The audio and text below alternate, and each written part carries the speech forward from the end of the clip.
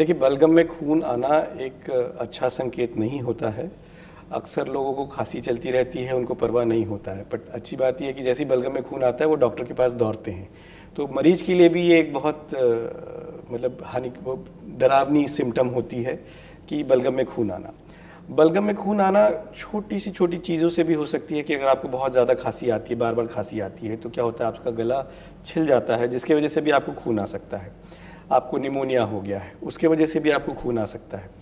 और बलगम में खून आना एक ये भी संकेत हो सकता है कि आपके अंदर, शरीर के अंदर कैंसर की जैसी बीमारी पड़ी हो, जो अभी तक उसका कोई सिम्टम आपको नहीं आया हो, और आपको पता चला कि भाई खून आने के बाद जब जांचें हुई तो आपको कैंसर निकला।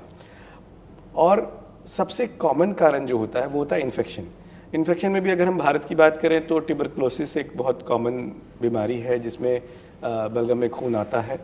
तो हाँ, जब भी बलगम में खून आए तो हमें टीबी के लिए जांच ज़रूर करना चाहिए, और कैंसर की जांच, दो चीज़ें हम लोग ज़रूर रूल आउट करना चाहते हैं जब भी बलगम में खून आता है। तो और कारण ये हो सकता है कि आपको एक्चुअल में बलगम में खून नहीं आ रहा हो, आपको नाक से खून आ रहा हो जो आप बलगम के माध्यम से निकाल रहे हो, दांत में खून आ रहा हो जो आप बलगम के माध्यम से निकाल रहे हो।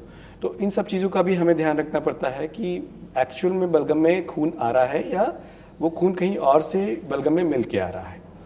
तो बलगम में खून आना एक सिम्टम है जिसके लिए हमें बहुत सचेत होना चाहिए, और जब भी हो तो हमें तुरंत डॉक्टर के पास जाना चाहिए। एक और बहुत कॉमन कारण है हमारे देश में कि पुरानी कभी टीबी की बीमारी रही हो, जिसकी वजह से फेफड़े में कभी कभी कुछ गिलावट हो जाती है, जिसको हम लोग फाइब्रोएक्टिटिक चेंजेस कहते हैं या ब्रोंकिक्टेसिस कहते हैं।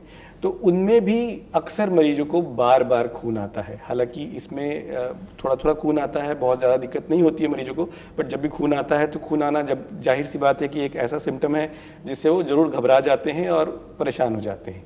तो एक ये भी कारण है, महत्वपूर्ण कारण है जिसमें बलगम में खून आ सकता है।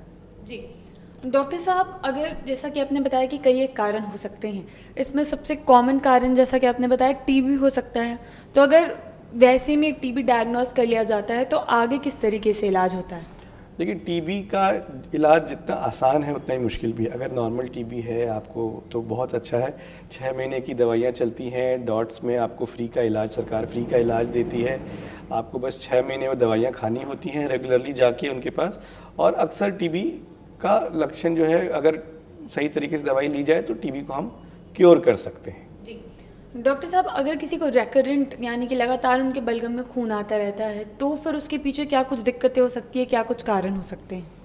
ये अच्छा सवाल है। जैसा मैंने आपको बताया कि बार बार खून आना फेफड़े में गलावट या ब्रोंकिटिसिस का एक बहुत कॉमन संकेत होता है। हाँ, मतलब बहुत आम भाषा में बोले तो गलावट एक मतलब थोड़ा सा डरावना शब्द लगता है, बट जैसे उसमें क्या होता है कि जो आपकी फेफड़े की नलियाँ होती हैं वो चौड़ी हो जाती हैं, जो नॉर्मली इस साइज़ की होनी चाहिए इस साइज़ की हो जाती हैं। तो उसमें क्या होता है, बलगम बार बार जमा होने लगता है, फिर उसमें बार बार इन्फेक्शन होने लगता है।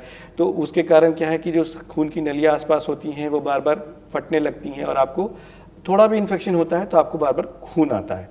तो मोस्ट कॉमन कारण जो हम समझें कि अगर बार बार खून आ रहा है तो ब्रोंकिक्टेसिस एक बहुत कॉमन कारण होती है। फिर अंदर में हो सकता है कि आपको कैंसर पड़ा हो या कोई निमोनिया पड़ा हो जो आप ठीक से इलाज नहीं कर रहे हो, और बार बार खून आने का कारण एक ट्यूबरकुलोसिस भी हो सकता है जो पकड़ में नहीं आई हो या जिसका इलाज सही तरीके से नहीं हुआ हो, तो भी आपको बार बार बलगम में खून आ सकता है।